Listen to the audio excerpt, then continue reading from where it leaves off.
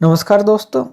आज हम कुछ क्वेश्चंस और आंसर की बात करेंगे जो इंटरव्यू के अंदर पूछे जाते हैं, सीएनसी मशीन से रिलेटेड है।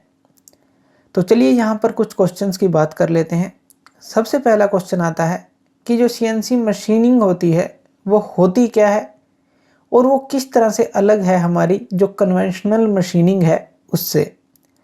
अब देखिए, जो सीएनसी मशीन होती है इसकी फुल फॉर्म होती है कंप्यूटर न्यूमेरिकल कंट्रोल, और ये वो मशीन होती है जो कि मैन्युफैक्चरिंग प्रोसेसेस करने के काम आती है, लेकिन इसका जो कंट्रोल है वो कंप्यूटर के द्वारा किया जाता है।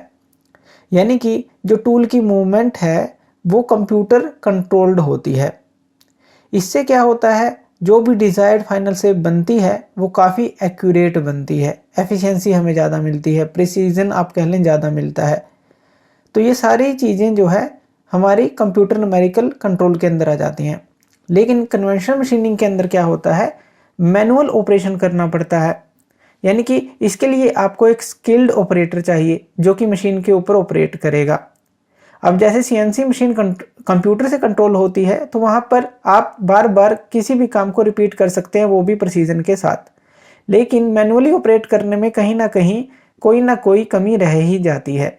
यानी कि अगर प्रिसीजन की बात करें, एक्यूरेसी की बात करें, बार बार काम करने से, और एक कंप्यूटर प्रोग्राम जो है वो थकेगा नहीं। लेकिन जो मैनुअली ऑपरेशन अगर करें हम, तो ऑपरेटर जो है उसके अंदर थकान भी आ जाती है अगर लंबे समय तक वो काम करता है। तो काफ़ी जो है डिफरेंट है अगर हम बात करें सीएनसी मशीन जो है कन्वेंशनल जो मशीन है उससे। दूसरी बात कर लेते हैं कि कितने तरह की सीएनसी मशीन होती हैं। तो काफ़ी तरह की सीएनसी मशीन होती हैं, लेकिन जो स्पेसिफिक एप्लीकेशंस होती हैं उनके हिसाब से इनका चयन किया जाता है। जैसे अगर हम इनके कॉमन टाइप की बात करें, मिलिंग मशीन्स के अंदर आ जाती हैं हमारी vertical milling machine, horizontal milling machine, turning centres आ जाते हैं, लेथ्स आ जाती हैं, ग्राइंडर्स आ जाते हैं। तो डिफरेंट टाइप की सीएनसी मशीन्स होती हैं। आगे अगर हम बात करें कि वीएमसी और एचएमसी इनकी फुल फॉर्म क्या है, तो वीएमसी की फुल फॉर्म होती है वर्टिकल मशीनिंग सेंटर, और एचएमसी की फुल फॉर्म होती है हॉरिजॉन्टल मशीनिंग सेंटर। उसके बाद बात करते हैं नेक्स्ट क्वेश्चन की कि जो जी कोड और एम कोड होते हैं सीएनसी प्रोग्रामिंग के अंदर, इनका क्या महत्व है, यानी कि इनकी क्या इम्पोर्टेंस है। तो देखिए, जो सीएनसी प्रोग्रामिंग होती है उसको समझाने के लिए हमें एक लैंग्वेज की ज़रूरत पड़ती है जो कि जी कोड और एम कोड के थ्रू ही लिखी जाती है। यानी कि एक प्रोग्राम बनाया जाता है जो कि एक लैंग्वेज की तरह काम करता है, जो सीएनसी मशीन समझती है और वो उस पर काम करती है। जो जी कोड होती है इसको हम जियोमेट्रिक कोड बोलते हैं, और ये जो जी कोड होते हैं ये टूल का जो पाथ है, मूवमेंट है, उसको बताता है कि किस तरह से उसको कटिंग करनी है, किस तरह से कहाँ पर जाना है।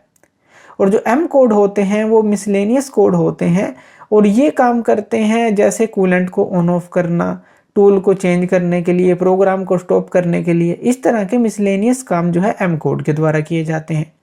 यानी कि जी कोड और जो एम कोड है एक तरह की लैंग्वेज है जो मशीन को समझाई जाती है कि उसे किस तरह से काम करना है, किस तरह से चलना है, और ये ज़रूरी होते हैं ऑपरेट करने के लिए सीएनसी मशीन के। तो नेक्स्ट क्वेश्चन ले लेते हैं। अगर आप सीएनसी मशीन के ऊपर मान लीजिए कोई नया प्रोजेक्ट बनाना चाहते हैं तो आप उसको किस तरह से सेटअप करेंगे। अगर स्टार्टिंग में आपसे ये पूछ लिया जाए तो आप इसका क्या जवाब देंगे। सबसे पहले तो आप क्या करेंगे, जो भी सीएनसी प्रोग्राम बनाया है उसको रिव्यू करेंगे कि वो सही है या नहीं। कभी ऐसा ना हो कि प्रोग्राम ही गलत हो और आप उसको चला दें मशीन को और जो प्रोडक्ट है वही गलत हो जाए। तो जो सीएनसी प्रोग्राम है उसको रिव्यू जरूर करना है, उसका जो ब्लूप्रिंट्स है उनको चेक करना है। उसके बाद जो भी आपने रॉ मटेरियल लिया है जिसके ऊपर आप शेप बना रहे हैं, डिजायर शेप बना रहे हैं, तो उसको जो है वर्क होल्डिंग सिस्टम यानी कि जो चक हो गए, वाइस हो गए, उसके अंदर फिट करना है अच्छी तरह से। और फिर उसको लोड करने के बाद जो टूल है, कटिंग टूल है, उसको चेक करना है कि कौन सा टूल इसके लिए चाहिए, और उनको अच्छी तरह से लगाना है। उसके बाद आपको ये भी चेक करना है कि जो ऑफसेट है और जो जीरो पॉइंट्स हैं वो वहाँ पर सही है या नहीं। यानी कि आपको उसकी सेटिंग करनी है, ऑफसेट या जीरो पॉइंट की, यानी कि जो रेफरेंस पॉइंट देने हैं उनकी सेटिंग करनी है। और प्रोडक्ट बनाने से पहले आपको उसके ऊपर ड्राई रन जरूर कर देना है। अब ड्राई रन क्या होता है वो आगे समझेंगे, लेकिन आपको वेरीफाई करना है प्रोग्राम को ड्राई रन करके। तो चलिए नेक्स्ट क्वेश्चन यही ले लेते हैं कि जो ड्राई रन होता है वो क्या होता है। ड्राई रन आपकी हेल्प करता है कि प्रोग्राम आपका सही है या नहीं। वो कैसे हेल्प करेगा? इसके अंदर एक तरह से आप कह सकते हैं कि आप इसको मशीन को खाली चला देते हैं, या कहें कि एयर कटिंग इसको बोल देते हैं, कि आप उसको ऐसे ही चला देंगे चेक करने के लिए कि वो प्रोग्राम सही है या नहीं। इसी को ड्राई रन कह देते हैं। या फिर आप ऐसा कह सकते हैं कि एयर कटिंग आप इसको कह सकते हैं, कि खाली हमने चला दी और चेक कर लिया कि जो भी आपने इसको प्रोग्राम बनाया है वो सही है या नहीं है। तो इससे क्या होता है, हमें पता चल जाता है। अब यहाँ पर भी एक चीज़ आपको ध्यान रखनी है कि जो ड्राई रन के अंदर आप कुछ चीज़ें चेंज कर सकते हैं, जैसे फीड रेट को बढ़ाना घटाना, इस तरह का काम कर सकते हैं। रैपिड मोशंस को बढ़ाना घटाना, इस तरह का काम कर सकते हैं। तो ये ड्राई रन के अंदर ये चेक कर सकते हैं। और जो स्पीड है जो सीएनसी मशीन की, यानी कि उसको आप कंट्रोल कर सकते हैं, और जो फीड मोशन है उनको भी कंट्रोल कर सकते हैं जोग फीड रेट ओवरराइड से। तो अब ये जोग क्या होता है ये भी हम समझ लेते हैं। जोग सीएनसी के अंदर क्या होता है, आप क्या कर सकते हैं, मैनुअल मूवमेंट कर सकते हैं अगर आप चाहते हैं तो। किसकी? जो एक्सिस हो गई और जो स्पिंडल्स हो गए, और जो मशीन को सेटिंग आपको करनी है मान लीजिए, तो वहाँ जोग का बटन होता है, उसके थ्रू जो है आप मैनुअल मूवमेंट कर सकते हैं। यानी कि उसको दबाएंगे तो मैनुअली आप इधर उधर कर सकते हैं। यानी कि प्रोग्राम तो अलग चीज़ हो गई, मैनुअली आपको मूव करना है अगर एक्सिस को, स्पिंडल को, या सेटिंग करनी है मशीन की, तो वो इस बटन के थ्रू होती है, जिसको हम जोग कहते हैं। तो जोग जो है वो सीएनसी के अंदर आता है, ये हम समझ गए। एक होती है कैंड साइकिल सीएनसी के अंदर। ये जो कैंड साइकिल है ये क्या होती है? इसको आप फिक्स साइकिल भी बोलते हैं। ये है क्या? एक प्री प्रोग्राम्ड फंक्शन है। मान लीजिए एक पूरा ब्लॉक है जिसके अंदर एक प्रोग्राम पहले से ही बना रखे हैं आपने, और ये मशीन कंट्रोलर के अंदर आप स्टोर रखते हैं।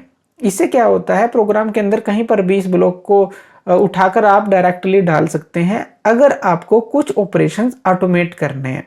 जैसे कि इसके ये एक शॉर्टकट लगा लीजिए कि आपका समय बचाने के लिए, एफर्ट बचाने के लिए, जैसे आप कोड लिख रहे हैं, कोई रिपीटेटिव टास्क है, यानी कि हर एक प्रोडक्ट के अंदर वो रिपीट होता है टास्क, तो उसका जो है आपने पहले ही कोड बना रखा है, प्रोग्राम बना रखा है, बस वो उठा के यहाँ पर डालना है।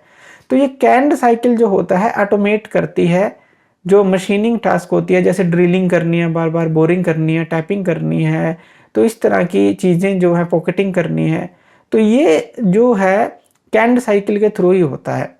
यानी कि एक तरह का प्री प्रोग्राम्ड फंक्शन है जिसको प्रोग्रामर जो है कहीं पर भी डाल देता है, जब भी उसको ज़रूरत पड़ती है कि वही काम उसको करना है जो पहले उसने किया है, तो पूरा का पूरा प्रोग्राम वहाँ पर एक ब्लॉक की तरह यूज़ करते हैं, वहाँ पर डाल देते हैं, और वो रिपीटेटिव जो टास्क होते हैं, इस तरह से उसको बार बार प्रोग्रामिंग करने का झंझट खत्म हो जाता है और समय बचता है।